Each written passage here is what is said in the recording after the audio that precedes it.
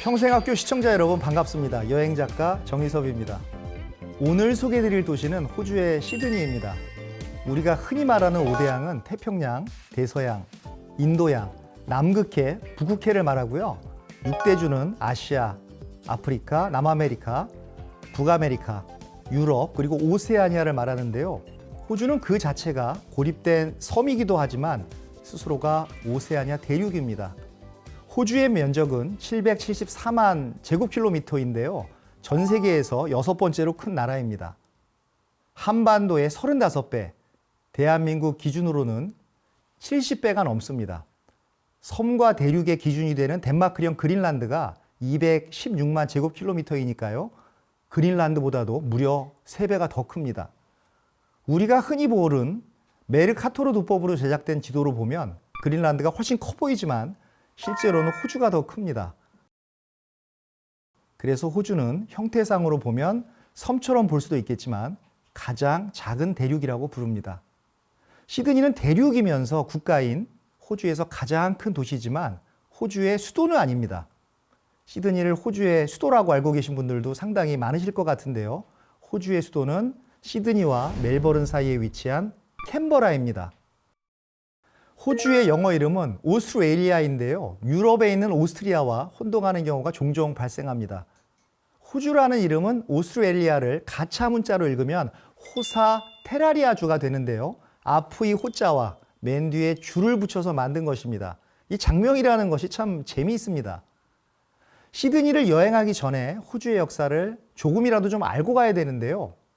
호주에는 기원전부터 원주민인 애버리진이 고유한 문화를 만들면서 살아왔습니다. 애버리진은 4만 년 전부터 호주 대륙에 정착한 인류 역사상 가장 오래된 부족입니다. 그러다가 유럽인들에게 호주 대륙이 발견이 된 것이죠. 호주는 1606년에 네덜란드인에게 처음 발견되었습니다. 영국 사람들이 건국한 나라라서 영국인들이 최초로 발견했다고 생각할 수도 있는데 그건 사실이 아닙니다. 오스만 투르크가 유럽에서 맹위를 떨치게 되자 기세에 눌린 유럽의 소국가들이 바다로 새로운 땅을 찾으러 나가게 됩니다. 첫 번째로 네덜란드 사람들이 향신료와 황금을 찾으러 뉴기니 방면으로 탐험을 나섰습니다. 이러다가 지금의 타스마니아 섬을 발견하게 된 것이죠. 한때 한국 사람들이 이민을 많이 갔던 바로 그 타스마니아 섬입니다. 섬의 이름은 섬을 발견한 사람이 타스만이라는 사람이어서 그 사람의 이름을 따서 타스마니아로 불리게 된 것이죠. 네덜란드 사람들은 이곳에서 황금과 향신료가 발견되지 않자 흥미를 잃어버리게 되었고요. 그 지역에 대해서 좀 소홀해졌습니다. 그 틈을 타서 영국 정부의 명령을 받은 제임스 쿡이라는 사람이 인데보호라는 배를 타고 1770년 호주 대륙의 남동쪽 해안에 도착하면서 본격적인 호주의 역사가 시작되는 것이죠. 제임스 쿡은 남동쪽 해안 일대를 뉴 사우스 웨일즈라고 명명하면서 영국의 영토임을 선언했습니다. 바로 지금의 시드니가 있는 곳이죠. 1776년 중요한 일이 벌어집니다. 미국 독립전쟁에서 패배한 영국이 미국 영토를 대신할 장소를 물색하고 있었는데요. 호주가 이미 독립해버린 미국을 대체할 수 있는 장소가 되어버린 것이죠. 미국은 독립하면서 미국에 수용되어 있던 죄수를 영국으로 데려가라, 송환하라고 요청을 하기 시작합니다. 그러자 1788년 1월 26일 대총독으로 임명된 이 아더 필립이라는 사람이 700명의 죄수 그리고 200여 명의 군인들을 데리고 시드니 항구에 도착하게 됩니다. 이렇게 호주의 역사는 시작되었습니다. 그래서 1월 26일은 호주의 건국기념일이고 호주에서 가장 중요한 휴일인데요. 역사를 보는 관점에서는 기념일이 될 수도 있고 건국일이 될 수도 있고 또 원주민의 입장에서 보면 침략의 날이 될 수도 있는 것이죠. 그러나 점차 호주의 날, 오스트레일리아 데이라는 이름으로 불리게 되었습니다. 많은 분들이 호주를 죄수들이 만든 나라라고 생각하시는데요. 어떻게 보면 반은 맞고 반은 틀립니다. 1788년 700여 명의 죄수가 정착한 이후에 계속해서 죄수들이 유입이 된 건 맞습니다. 그런데 1868년에 마지막 죄수들이 오는 것을 끝으로 죄수의 유입은 끝나게 됩니다. 막을 내리게 됩니다. 80년 동안 호주에 유입된 총 죄수의 수는 16만 명에 이릅니다. 그러나 그 이후에 들어오신 분들은, 호주에 이민 오신 분들은 어떻게 보면 죄수와는 전혀 무관합니다. 지금 호주는 다문화 국가로 변화하고 있습니다. 호주 전체 인구의 약 14%가 아시아인입니다. 한때 백호주의를 표방했던 호주와도 많이 달라졌습니다. 간략히 호주의 역사는 이 정도로 정리를 하고 시드니 여행을 한번 해보도록 하겠습니다. 시드니는 볼 것으로 넘쳐나는 여행지지만 시간이 없어서 딱 한 군데만 볼 수 있다고 하면 저는 당연히 시드니 오페라 하우스를 추천합니다. 스토리텔링으로 넘쳐나는 위대한 건축물입니다. 바르셀로나의 랜드마크 사그라다 파밀리아가 있다면 시드니에는 단연코 오페라 하우스가 있다고 할 수 있습니다. 1950년까지 시드니는 황량한 식민지의 이미지였습니다.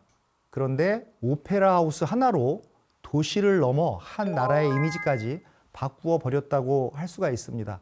이름은 단순히 오페라 하우스지만 단순히 오페라를 공연하는 장소가 아닌 문화를 창조해가는 공간이 되었습니다. 유럽의 기라성 같은 성당이나 도시가 즐비한데 1973년에 완공된 건축물이 2007년에 이미 세계 문화유산으로 선정되었습니다. 시드니 오페라 하우스는 덴마크의 건축가 예른 우손의 작품입니다.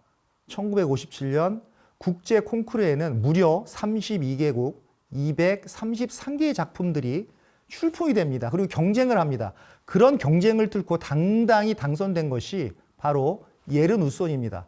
예른 우손의 나이가 그 당시에 38살이었는데요. 나이로 보면 상당히 신진 건축가였던 것입니다. 1954년 뉴 사우스 웨일스 주정부는 전 세계의 건축가들을 대상으로 해서 이 시드니에 복합 문화 공간을 디자인해달라 이런 공모를 했는데요.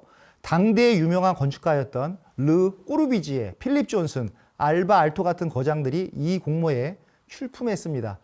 참 재미있는 것은 이 예른 우손은 오렌지 껍질을 벗기다가 이 디자인을 고안해냈다고 하는 것이죠. 이 역사를 바꾸는 아이디어가 고작 귤을 까다가 만들어진 것이죠. 참 이 역사를 바꾸는 것은 순식간에 나오는 것 같습니다. 재미있는 사실은 심사위원들 중에 예른 우손의 디자인은 실현 불가능하다. 대부분 이렇게 말하는 사람이 많았다고 합니다. 그래서 처음에는 실격 처리를 했었다는 것입니다. 그런데 심사 당일날 교통체증 때문에 늦게 합류한 세계적인 건축가 핀란드의 에로 사리넨이 나머지 심사위원을 강력하게 설득했다고 합니다. 아니 이런 작품을 왜 탈락시키느냐. 그러면서 강력히 주장을 해서 예른 우손의 작품을 선정했다고 합니다. 정말 이 성공과 실패는 당선과 비당선은 종이 한 장 차이인 것 같습니다.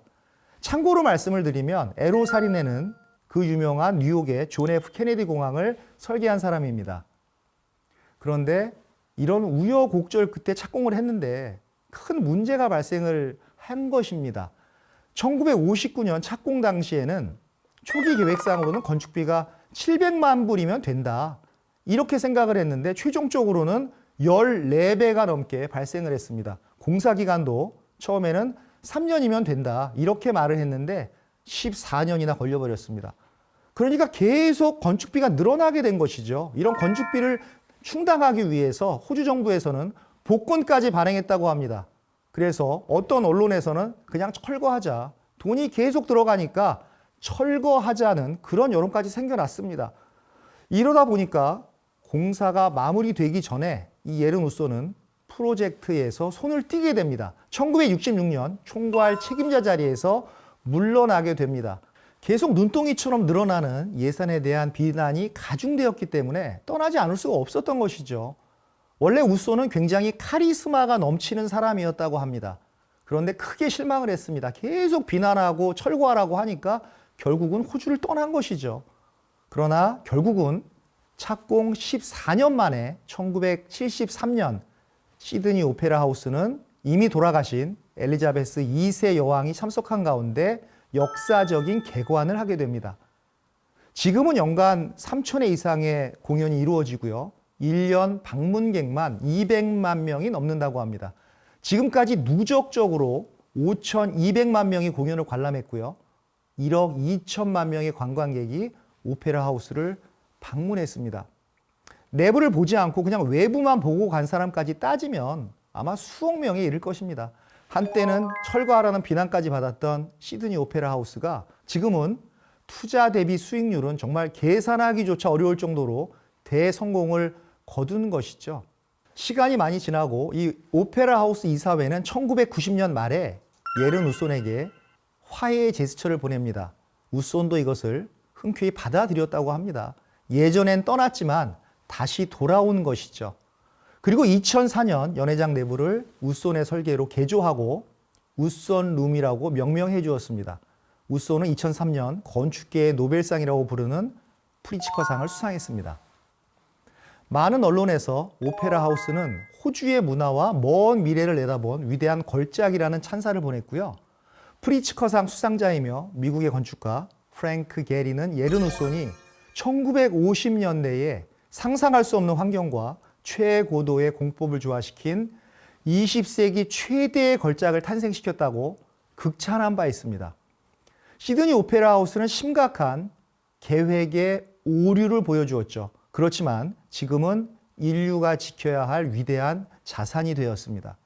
새로운 아이디어를 갈구하는 사람들에게 저는 시드니 여행을 권합니다. 위대한 건축물을 품은 아름다운 항구가 귤 껍질처럼 신선한 아이디어를 우연히 답해줄지도 모르겠습니다.